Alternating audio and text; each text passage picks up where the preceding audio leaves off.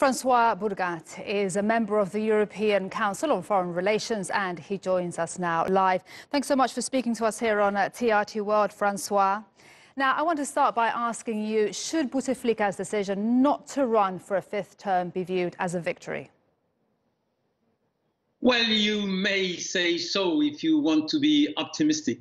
But of course, we must consider that this demand for cancelling the fifth mandate was supported by a wide consensus in the population, since parts of the state itself were supporting this move. So it might very well be, it is a first step, but it might very well be a mere maneuver to, let's say, win time, or like we say, give its share to the fire.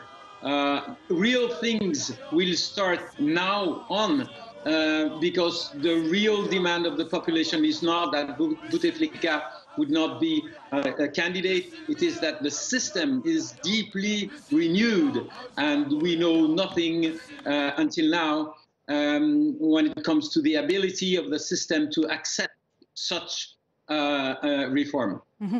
And Francois, there is no timeline or even a date for the elections, the next elections. How concerned are you that this will be, or how this will be used, this time will be used?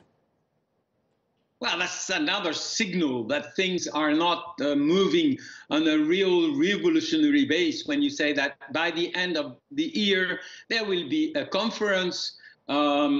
It is true that, you know, one of the specificities of this regime is that the head of state is not in charge, is not the decision maker. So the people who supported Bouteflika have failed imposing someone to renew the system, like they have done since Ouari Boumediene, since 1978. The head of state in Nigeria is not in charge of the entire country.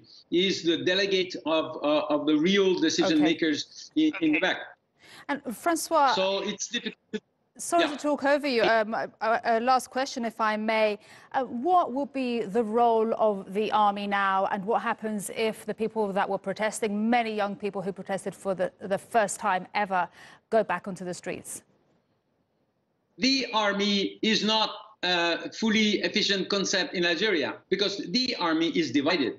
So the first of the next measures are some kind of consensus inside the army to choose a candidate. But of course, we have very present in our souvenirs the 1992 popular protest, the 1991 popular process, which ended by a very peaceful victory of the opposition in the ballot boxes, has been crushed in repression by this very army. So most probably they cannot do it all over again, but it is the challenge of the weeks to come. Will they or not use repression to try and spoil the pacific demand of the population?